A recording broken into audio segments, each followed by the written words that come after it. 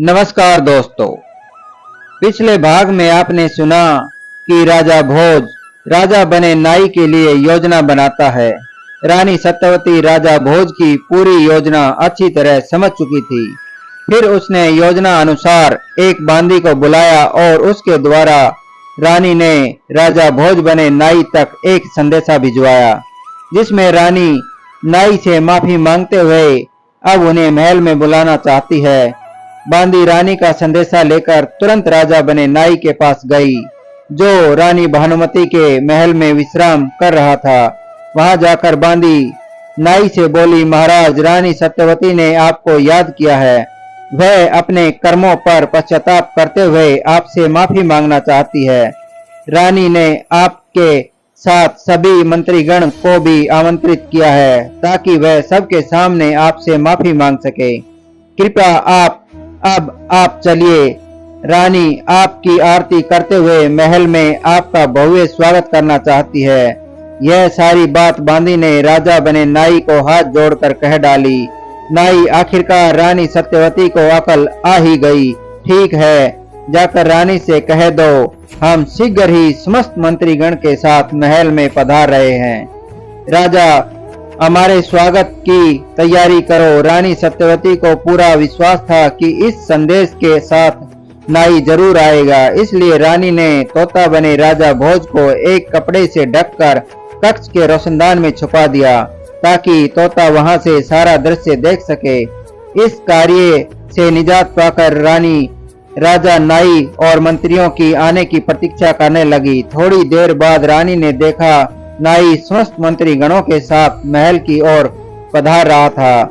राजमहल के द्वार पर पहुंचते ही रानी ने अपने ऊपरी मन से नाई की आरती की और हाथ जोड़कर कहने लगी, महाराज, मैं अपनी गलती पर अति शर्मिंदा हूँ, जो मैंने आपको महल में प्रवेश करने से रोका।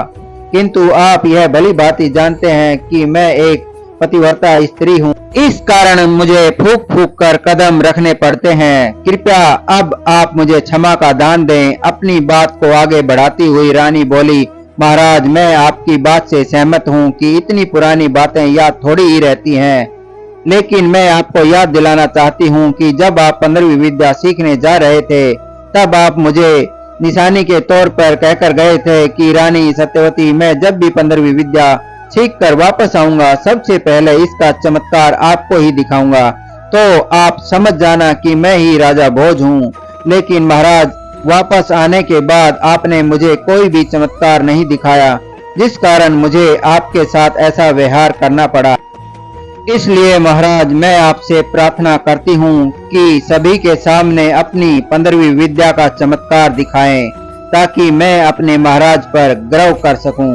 इतनी वार्तालाप के बाद राजा नाई मन ही मन प्रसन्न हो गया। वह खुद ही सबके सामने अपनी विद्या दिखाने के लिए आतुर था, लेकिन उसे इस बात का बिल्कुल भी एहसास नहीं था कि असली राजा भोज वहां मौजूद होकर उसकी सारी रासलीला देख रहे थे और केवल उस एक मौके का तलाश में बैठे थे जब नाई एक क्षण के लिए राजा भोज के शरीर से बाहर निकले।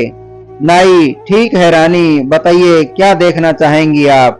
रानी ने तुरंत अपने नौकरों से कहकर उस मरे हुए बकरे को मंगवाया।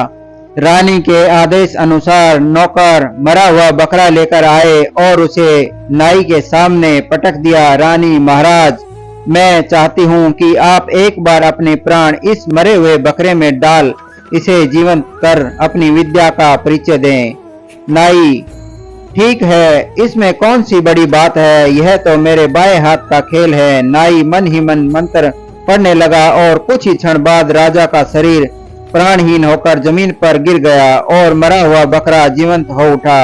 अब नाई के प्राण बकरे में बस चुके थे। उधर रोशनदान में बैठा तोता यानी राजा भोज इसी एक क्षण का तलाश में थे। उन्होंने भी तुरंत मंत्र पढ़े और अपने प्राण खुद के यानी राजा भोज के शरीर में डाल दिए। फिर तोता प्राणहीन होकर गिर गया। वहां मौजूद समस्त जन अचंभे में थे कि यह हो क्या रहा है। अचानक राजा भोज ने कहा, जो कि अपने असली रूप में आ चुके थे, राजा भोज, बेड़ियां लाओ, मोटी मोटी जंजीरें लेकर आओ, इस बकरे को अच्छी तरह से बांधो ताकि यह भाग ना पाए। राजा का आदेश सुन तुरंत बेड़ियां लाई गई और बकरे को अच्छी तरह से बांध दिया गया। मामला शांत होने के बाद राजा भोज ने असली सारी आप बीती वहां मौजूद समस्त मंत्रीगणों को सुनाई और कहा, भला हो इस सेठ का जिसने मेरी काफी मदद की और अच्छाई का साथ दिया। राजा की बात सुन सभी मंत्रीगण बोले, महाराज हमें क्षमा करें जो हम इस नकली राजा को पहचान ना सके, किंतु हमें इस पर संदेह तभी हो गया था तब इसने तोता मार अभियान चलाया था। कृपया अब आप ही इसकी सजा मुकर्रर करें। राजा भोज, इसके लिए मृत्यु दंड पर्याप्त नहीं है। इसे हम ऐसी सजा देंगे जिससे यह सारी जिंदगी पछताता रहेगा। इस बकरे को नगरी के मुख्य द्वार पर बांध दिया जाए और समस्त प्रजाजन में यह घोषणा करा दी जाए कि राजा का आदेश है, जो भी प्रजाजन नगरी से बाहर जाएगा वह इसके सिर पर 5 जूते मारकर ही जाएगा और कोई अंदर आएगा वह भी 5 जूते मारकर आएगा। ऐसा ही हुआ। बकरे को नगरी के मुख्य द्वार पर बांध दिया गया और वहां पहरेदार बैठा दिए गए।